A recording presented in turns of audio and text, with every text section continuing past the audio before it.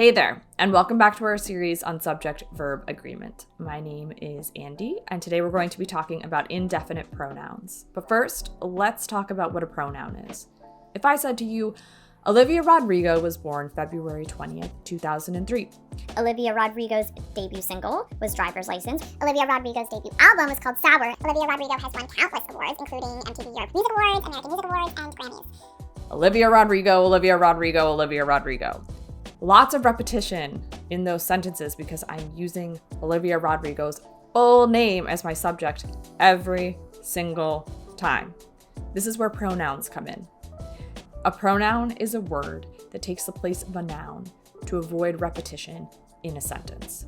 So instead of saying someone's name repeatedly, like Olivia Rodrigo, we use pronouns like she, he, they, or it. The pronoun stands in for a noun that has either been mentioned before or is obvious from the context within the sentence or passage. So instead of saying John went to the store and John bought groceries, we can say John went to the store and he bought groceries, or he went to the store and he bought groceries. Indefinite pronouns refer to one or more unspecified people or things. They're called indefinite because they don't point out anything specific. And they're handy when you want to talk about something without saying exactly who or what. And that happens when the identity or the quantity is unknown, irrelevant, or when you want to just keep the information general. So for example, you might say, someone called earlier to schedule your dentist appointment. You're not mentioning the person's name because you might not know what their name is. Or you might say, I need something to drink with my chocolate chip cookie. You're willing to take any drink, it doesn't matter what it is, you're not being specific, you just need something to go with that cookie. When it comes to subject-verb agreement with indefinite pronouns, they're a little bit tricky. Some are always singular, some are always plural, and some can be singular or plural depending on the context you're given. You may be thinking that words that end in one, thing, and body are plural because they seem to be referring to an entire group of people or things. For instance, when I say everybody in the room, it seems that I'm referring to an entire collective group. But in grammatical terms, these pronouns are treated as singular because we're emphasizing each individual person within that group. So for instance, I would say everybody at homecoming was dancing.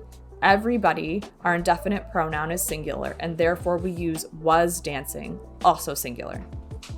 The pronouns on this list are always plural, meaning they always take a plural verb. So for instance, some at homecoming were dancing. These indefinite pronouns can be singular or plural, so we need to look for context clues within the rest of the sentence to figure out what noun this indefinite pronoun is standing in for. Then we can determine whether to use a singular or plural verb. Let's look at some examples to better understand how this works. If I say all of her time was wasted watching television, all is referring to time, which is singular, which is why we're using a singular verb, was wasted. But if I said all of the students arrived 30 minutes early for the exam, all is referring to students, which is plural, which is why we are using arrive, a plural verb. If I said none of the apple is edible, none is referring to apple, which is singular, which is why we are using is edible, a singular verb. But if I were to say none of the oranges are ripe, we are using a plural, are ripe, because oranges is plural.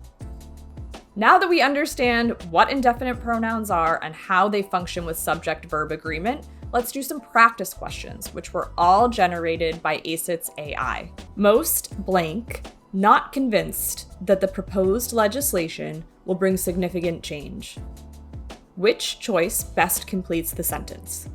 A, have been, B, are, C, is being, or D, is. What's our subject? Most. We know most can be singular or plural depending on context. In this instance, most stands alone as a subject.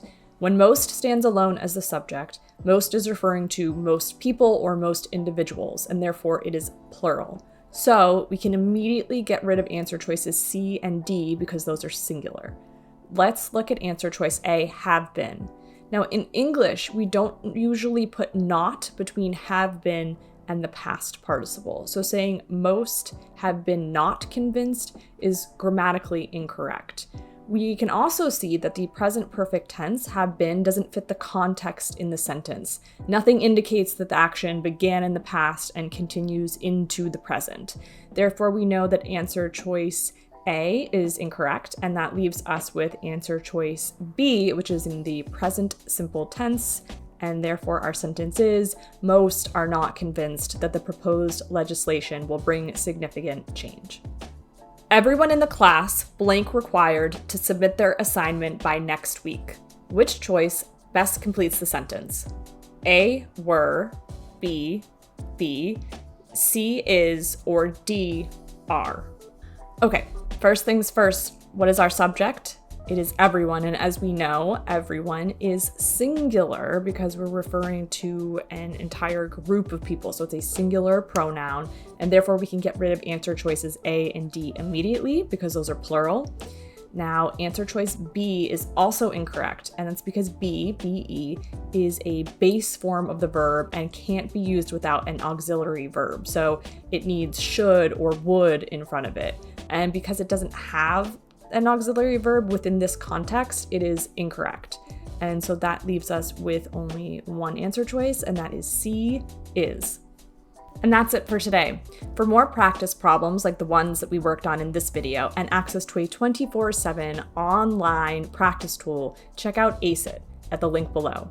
AceIt is the ultimate study tool for the SAT and ACT, created by Juni Learning, an award-winning educational tech company that has helped thousands of students take their learning to the next level.